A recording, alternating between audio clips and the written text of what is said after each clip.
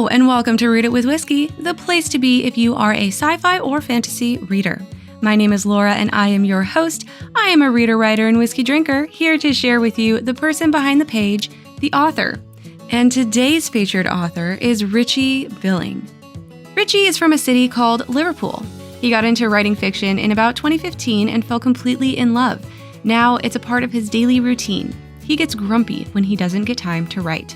Fantasy has been the genre that has captured Richie's attention most, but he doesn't just write fantasy. If he gets an idea and thinks it would make a good story, he'll write it. Richie studies the craft of writing as much as time allows, and over the years he has read book after book, stacks of articles, attended lectures, seminars, workshops, courses, and more. His debut novel, Pariah's Lament, which is what we're going to be talking about today, is actually published through Of Metal and Magic Publishing.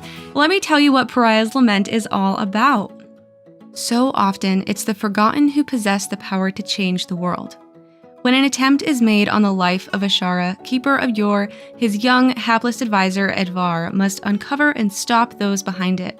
With enemies in the capital city and the belligerent Tesh, keeper of the neighboring kingdom, Karabar, stirring trouble in the borderlands, can Edvar hold together Ashara's brittle reign?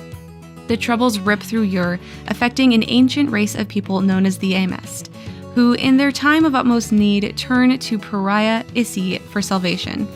Rejected by society, kith and kin, can Issi guide the Amest to safety during the greatest turmoil Yor has known since the War of the Damned? This was a really fun and very intertwined story with multiple points of view, and I'm really excited for you guys to hear the conversation with me and Richie. So let's dive in.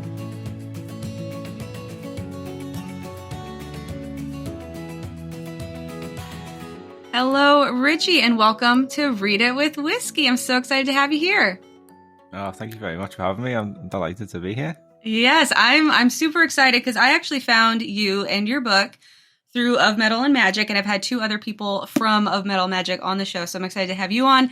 But we're going to be talking about your book, Pariah's Lament. But before we dive in, I would love for you to tell us, how did you start your writing career? Quite weird. I never wanted to be a writer. I think I fell in love with writing in a weird sort of way in university when I was doing a lot of projects like essays and stuff like that. And when I left university, I was missing that sort of focus. So a friend and I, we were both sort of ambling about life in our early 20s and not really sure what we wanted to do. And we started writing a sitcom. And it didn't go anywhere, but it was a lot of fun. And it was a great way to spend, obviously, a lot of time together, but just to focus your mind on a writing project. And then, I was at the time I was working as a lawyer because I went to law school and then worked as a lawyer for a few years, and I was just hating it. And the industry is dead now; it's really on its ass. And I just decided to quit my job as a lawyer and give writing a go full time. At the same time, I was reading a lot of fantasy books, and I was getting an awful lot from them, like a mental level. Like I was sort of a bit lost in life, and I wasn't sure what I wanted to do with the rest of my time on this earth. And I decided then just to try and give back what these fantasy books gave me in that sort of time when I was a bit lost. And I just started writing, and then that was about 6 or 7 years ago, and I've never stopped. It's just become a daily habit. I love that. I absolutely love it. Yeah. So like an obsession now. I was weirdly enough, I was watching a video last night with I don't know if you've heard of Mr. Beast. He makes all my YouTube videos anyway, and he makes good YouTube videos. But I was watching an interview with him, and he was saying how he just can't switch off. Every waking hour of the day, he's working on stuff, like creating content, and I've related a lot to that because I can't switch off. And I've had a lot going on the last few weeks, and I've needed to switch off, and I just haven't been able to. And that is what it's like for me now. It's just writing is just a part of my life, and constantly, my mind's constantly going. Yeah, I was actually watching a YouTube video. I can't recall who it was now, but it was an author, or was it? No, it was. I was listening to an old episode of Sasha Black's podcast, the Rebel Author podcast, and she was talking about how she was feeling guilty about working on vacation, but because she loves her passion of writing, it's like it's a passion of hers, it doesn't feel like work. So she's one of those who can't turn off also. And the way that she was wording it kind of like gave me validation. Like, I don't have to stop working if it's something I love. So it's kind of like there's pros and cons to working all the time, but when it's your passion project, I think it's a little bit easier to to say yes. But yeah. So you have been writing for a long time then. So when you left your full-time gig as a lawyer and moved into writing, had you written anything at that point? Or were you, besides the screenwriting, you hadn't written any books or anything? No, I'd not finished any books. So I've been writing probably for about 2 years by that point, just in my spare time. Okay. But it's pretty much a full-time job because of the amount of time that you devote to it. And I decided that if it was something that I wanted to do, and if I was going to quit my job, I would treat it like going back to university, but rather than paying all them stupid college fees, I was going to teach myself. And that's what I did. I just sat down every day, and there's a lot of great resources out there for writers. I mean, Brandon Sanderson's got a full college course on there, fantasy on YouTube, which was just like the handiest thing ever. So I just used to sit down there, and it was like going to college, and I'd be making notes on each lecture and then studying for like any resource I could get my hands on. So books, so many good books. I think I've got more craft books on my bookshelf than fiction books, to be honest. Wow. I've just like invested so much time and effort into like studying everything, and there's no right way to go about anything. And I think that's what makes it such a frustrating area to study, because one person will tell you never do this, and then another person will tell you, oh, but you can do that. And then it's like, well, you've just got to invest yourself and throw yourself into it, and then slowly begin to understand how it works. And then you need to find your own methods. There's no one's methods where it works perfectly for anyone else. It's just all about what suits you. Exactly. And I think that's what makes it such a special thing, because it is such a unique pursuit. And it's unique, and it's also very individualized. Like, you're on your own, so you're doing it on your own, unless you can find a writing group that you're really involved with. I mean, that definitely helps. But a lot of it at the beginning, for a lot of authors, they're on their own, and they're trying to get knowledge from all of the people. And there's so much knowledge out there to learn from. Also, it can kind of become like a black hole. So when I first started, I dove into the writing without ever reading a craft book. I was like, I'm just going to dive in, because if I start researching, I'm never going to stop researching. I'm never going to write. And so that was the tactic I took. So I did a different route than you did, but we both have books out there. So no, I totally agree with your method. I think when you fall in love with something, what you want to focus on more than anything is that love and the enthusiasm, and try and capture the enthusiasm without getting yourself bogged down into rules of writing and how to write prose. I did exactly the same thing. It was only at that point, sort of a couple of years in, that I was looking back at what I'd written, and I was like, I'm actually not very good at this. We've all had those moments. Yeah. So it's just when you realise that you need to invest to improve and to make positive strides in your career, then I think that's the stage. But definitely in them early phases is just write and enjoy creating. That's what it's all about. Yes, the joy. I love it. All right. So we are talking about Pariah's Lament. So tell our listeners, what is this book all about?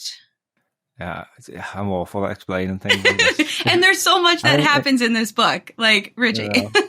So Adrian much. Tchaikovsky, when I was interviewing him for the podcast, I think he summarized it well. He was like, well, if I could tell that story in a couple of sentences, then I wouldn't be writing 100,000 words about it. And I was like, I'm so glad that you struggle with this as well, because I can never summarize it. Basically, it's an underdog story. It follows two characters who are quite different. One is called Izzy. She's my favorite, to be honest. She was born with a birthmark on her face, and she lives in quite a rural part of this kingdom called Yor, which is YURR. Because she has this birthmark, people think she's cursed, and she's basically ostracized from society, even by her own parents. So she's just like miserable, to be honest, and she's getting to the end of her tether. She's probably just going to suicide, go down that route, but she gets kidnapped, and I don't really want to reveal too much, but because that happens right at the beginning of the story. But she does get kidnapped, and everything changes. Her life goes on a completely different trajectory. And the other character, Edvar, he is a young advisor to the equivalent of a king, which I call a keeper. Because I was talking to JM about this, and I was like, if we can't just call them kings all the time and queens, right? we have to try and come up with something a bit unique. So I came up with keeper, and that all tied in quite nicely with the shared universe element of the story, because anyone who's unfamiliar with Of Metal and Magic, the stories are all set in the same universe. So there's, I don't know how many novels they've got now, but everyone is related to each other, just sort of set in different parts of the world and at different time periods, but it's all sort of contributing to this sort of greater collective world building. And Edvar's story, basically, he begins with an assassination attempt on the keeper. Fall into my own trap there. And he's got to try and figure out who did it, because there's a lot of enemies. There's people, and there's like the keeper's council who are like his advisors, and there's a lot of enemies on that. And then there's obviously another keeper who's stirring trouble in the borders. And I think that's what the main sort of point I wanted to make with the story is that war is just caused by, well, many wars are just caused by individuals, just a couple of individuals, just absolutely causing absolute havoc for everyone. And I wanted to tell the story of the people who get caught up in it. And it's two characters who society expects nothing of, or they expect nothing of themselves, I think is the more important point. And they put in a position where they have to save the day. Exactly. Against the odds. Yes. Yeah. Such a fun story. And there's so many twists and turns. And like you said, it's an Of Metal and Magic core story. And something I really like about these books is that they're all written kind of like screenwriting, where they have their episodes instead of regular chapters. And so, so you had the screenwriting history. Did that really come in handy then, writing this style? No? No, I wasn't sure about the episode thing. Okay. At first, and then when I started writing it with this in mind, I was like, actually, there are more benefits to this than negatives. I think I was worried that when people picked up a book, they were expecting chapters, and none of it is set in chapters, but they're just called different things. But many younger readers nowadays, they grow up with Netflix and they're used to things in episodes and seasons, and it works. I think they get away with it. Yeah. And one thing I did love about it is it obviously plays around with the traditional structure of a novel, but I don't like long chapters. I like short breaks, and I think for readers, particularly me, who can struggle with reading sometimes, it makes you feel like you're making a lot of progress. And I think if you get stuck in a long chapter, and you're like, I do this before, I was like, flick forward to see how many pages I've got left to go in the chapter, and like, I'm not reading anymore.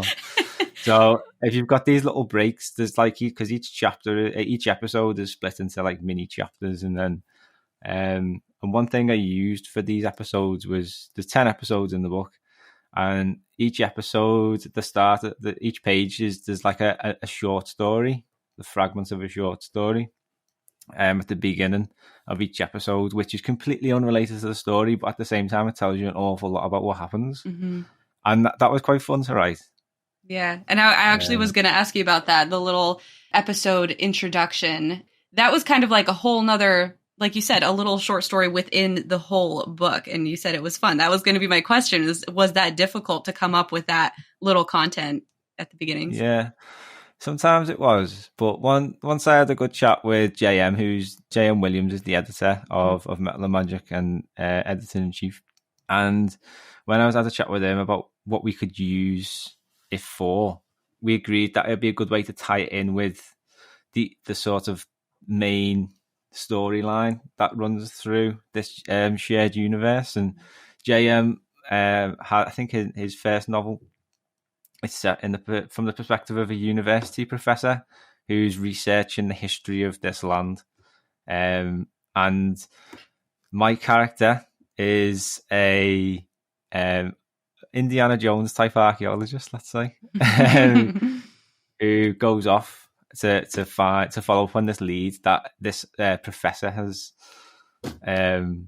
discovered, and he's trying to find this city, which is the city of Eurissa, where Edvar and Izzy they're all based. No trace of it. And as he's sort of searching around, he does eventually find something. But I think it tells you an awful lot about what comes next without actually saying anything at all. Because there's nothing there anymore, and it used to be a grand city. So what the hell happened to it? Right. And you don't find that out in the novel. Yeah, it's fun that everything is tied in. Well, cool. So yeah, I really like the episodic writing. I haven't tried episodic writing like this, but I know Kindle Vella is really huge. It just came out like a year and a half ago. And this book would be perfect for this whole type is exactly what Kindle Vella is. I'm wondering, like, is that going to be something of Metal and Magic goes into in the future, is getting it on Kindle Vella first and then going out into paperback? Maybe, yeah. I don't know. Yeah. We'll see. It's a good idea. Yeah. I think it might work quite well for audiobooks as well. Mm-hmm. On podcasts. Yeah. Releasing an episode each week. Yeah. Or anything like that, really. Yeah. I've heard of a couple different audiobooks going out as podcasts, like one chapter episode a week and going out. I'm like, that would be very entertaining. Yeah. I would like that. All right. Yeah. I think one thing it was really quite helpful for was writing the book, because you split it into 10. So rather than thinking you've got to write 100,000 words, I only have to write 10,000. Mm-hmm. Yep. And then another 10,000. And then so that's a good way to break it up. Definitely. I like having those points to go off of the timeline. It's the same like reading a book. You don't want to read the long chapters. You want to read the short chapters. So same mindset. Yeah. All right. So you already mentioned that one of your favorites is Issy, and she was one of mine as well. I really liked her growth throughout the book. She's one of the main POVs, like you mentioned. And I just liked how she evolved throughout the story. So elaborate a little bit more on her, or maybe on a different character that you really like as well. Yeah, I think I do. Izzy is my favourite. I think I kind of, the way I wrote Edvar is I wanted to make him a little bit unlikable at the start. So a part of me, I don't really like him at the beginning, but at the end he's a completely different character. And I suppose his challenge is that he's always worried about filling his father's shoes, because his father was like a legend. Everyone loved him. And now he was like the sort of right-hand man to the king. And now Edvar's was getting groomed to take his place for when he died, but it was all premature, and Edvar's been thrown into this job a lot sooner than he expected. And there's that pressure then to fill his shoes. So that is an interesting one. But I think Izzy's story is one because she is very strong and resilient, but life has ground her down that she just does not appreciate that she's got them qualities. And it's only when she starts to get more deeply involved with this alien race called the Amassed, who kidnap her. Mm-hmm. And basically what's happened with the Amassed, and this is again tying in with some of the themes of the story, is that there's war brewing between these two kingdoms, Yor and the neighbour Karabakh, and as a result of that sort of conflict, there's a race of people called the Amassed who have been hiding away for years. I kind of think of them like Bigfoot. Mm-hmm, yeah.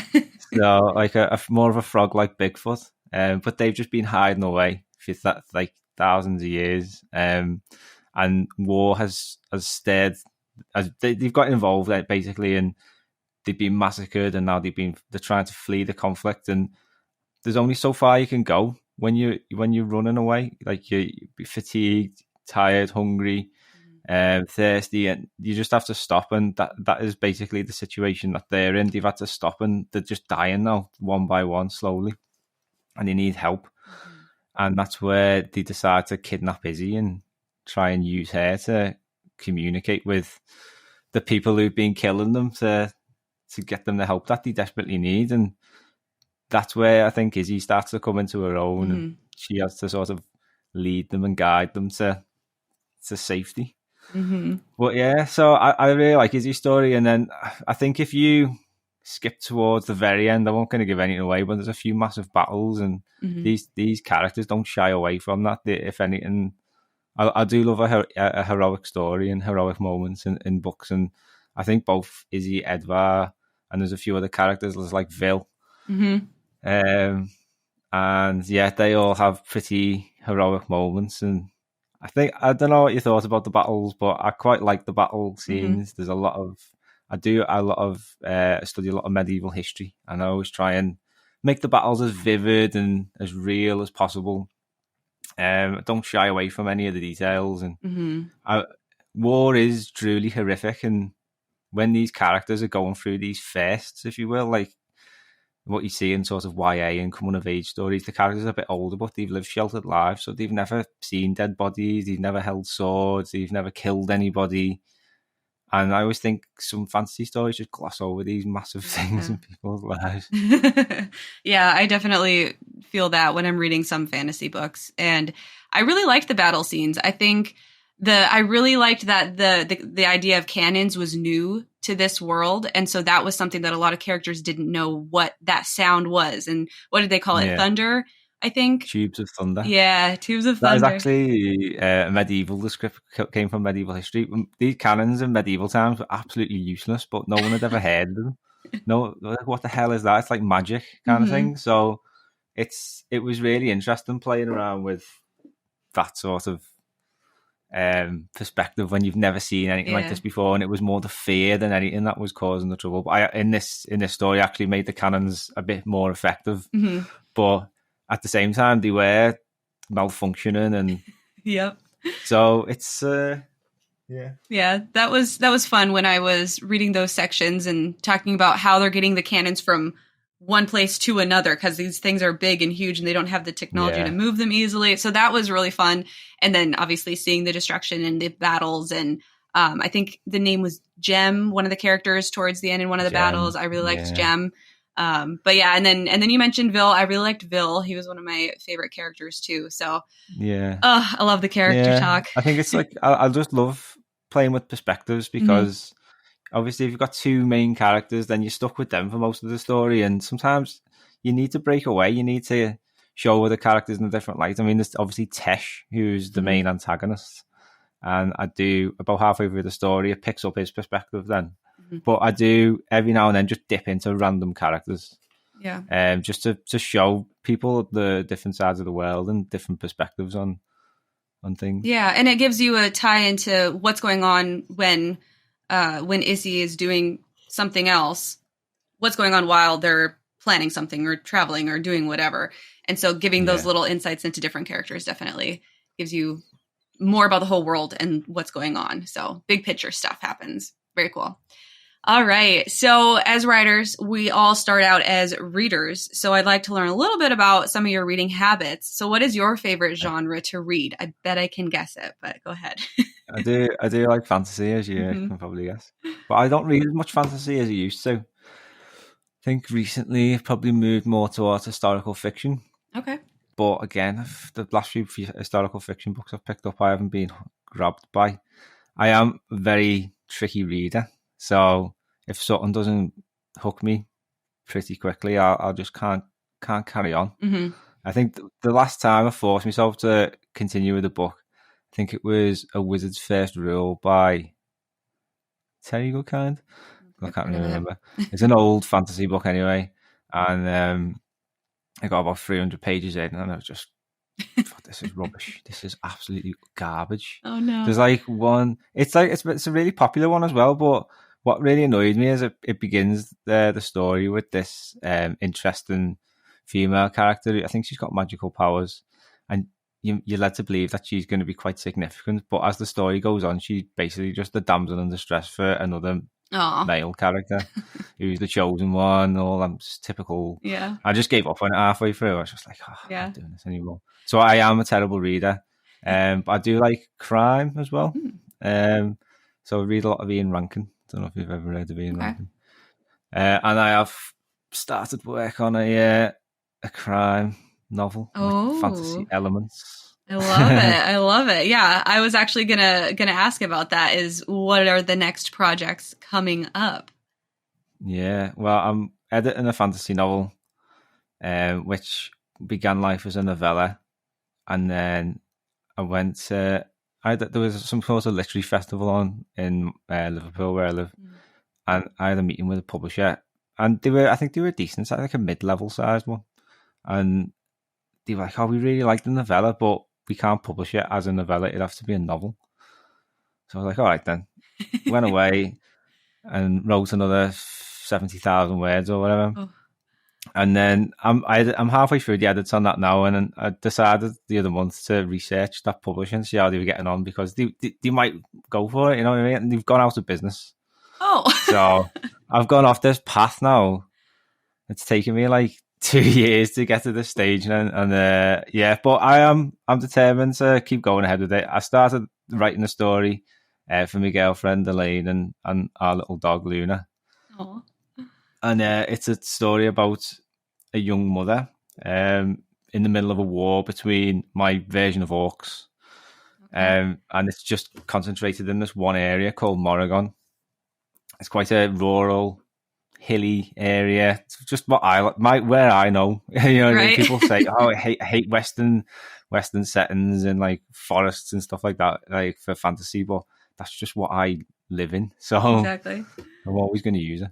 And yeah, so that it's a really simple story. She's basically fleeing war, so she's got to get to the border at A to B, and the story is basically her getting there. And it's crazy what goes on inside in between the 2 points. So yeah, I've had a lot of fun writing it. It's just life slowed the process down, I think, and the editing's taken a while. The editing, yeah. Took me a year to edit my most recent book that just went out in October. And that one, thanks. That one was very difficult to go through all of the edits. And I was just like, I was over it by the time I was done with it. Yeah. You know, that feeling where you just hate your book by the time you're done with it. Yeah. You're just telling yourself, like, this is literally the last time I'm going to read this because I can't take it anymore. Exactly. Yeah. I love it.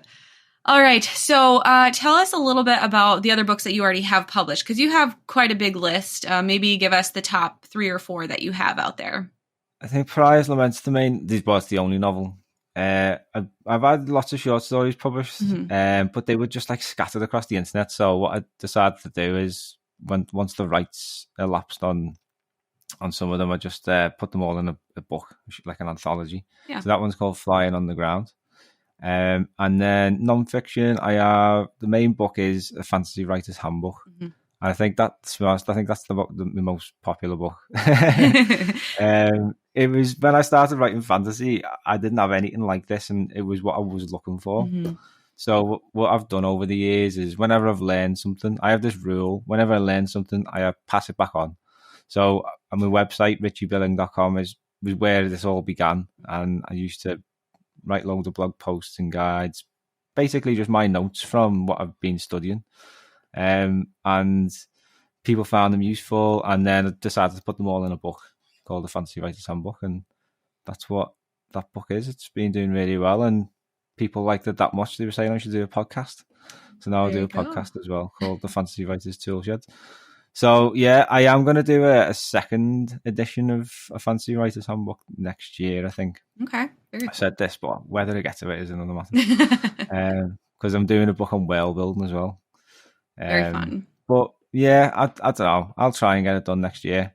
But it came out in 2019, that one, and I was reading it the other day, and I was like, some of this is a bit out of date now. Right, yeah. Writing changes so much, and then you learn so much as you go. So it's like, if you do write a craft book, it's like you have to do a revision or a second edition, third edition every couple of years just to keep up with your own knowledge.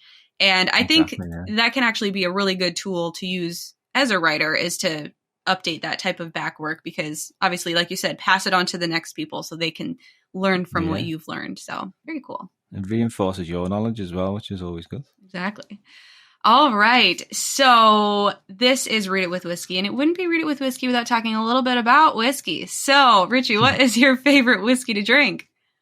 Oh, well, I used to I used to run an Irish pub, and I had a little goal to have the widest selection of Irish whiskies in Liverpool. I think I had 23 in the end. That was the highest I got to. But my favourite whiskey is Redbreast 12 Year, because it just doesn't taste like whiskey. You can just drink it all night and it'll just go down so smoothly. It's insane. So I think if you're new to whiskey and you hear people going on about, oh, that's smooth, and you're like, what are they going on about, like smoothness? Yeah. It's like basically how much of a burn that you get at the back of your throat, but you don't get that with Redbreast 12 year. It's made in the Middleton Distillery in Cork, which is the same as Jameson, but it's well better than Jameson. Like Irish people, if it is a little tip, Irish people don't drink Jameson. Right. Yeah, I went to Ireland. I went to Ireland back in June of 2022, and I tried to get to a couple different places, different whiskey distilleries. I think I only made it to one in the end of it, but that was something I noticed, that like not many people were actually drinking Jameson. I mean, some were, but the majority were drinking some of the other specialty stuff because there's so many different whiskeys over there. I mean, you got to try them all. All right. Yeah. So where can people find you and your books and follow along with your author journey? So best place to go is probably richiebilling.com. That's my website. Find everything on there. You can join mailing list. You can join writing group. There's about 300 people in our writing group now. So you can join that all through the website. I do have social media, but I am starting to really despise social media. Me too. Getting really fed up with Twitter, but I am magpie_Richie on there. And then on Instagram, I'm just Richie Billing. All right. Well, Richie, this has been fun. I had a great time at chatting with you about your book. Thank you so much for being on the show. Thank you very much for having me. It was really fun.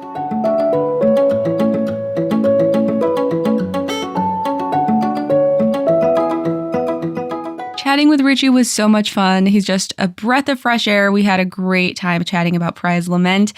Go ahead and check out his book. All of the links are in the description below. And next week we have a very highly anticipated episode. It is the BIR. So the BIR is the books I read. I've been doing books I read episodes for forever. Not necessarily on the podcast, but I used to have them in a written blog. Then I had them in video format for a little bit, and now I'm bringing it back to Read It with Whiskey. So tune in next time to hear about all the books that I read in 2022. Talk to you soon. You've been listening to an episode of Read It with Whiskey. I'm your host, Laura Juntunen, and I want to personally say thank you so much for listening. Your support of the podcast means so much to me, and I would love to get to know you. Hop on over to Instagram and follow us at Read It with Whiskey. Please chime in on this episode's post, share it on your social media and with your friends, and come back next time to hear more from self-published authors. I'll talk to you soon.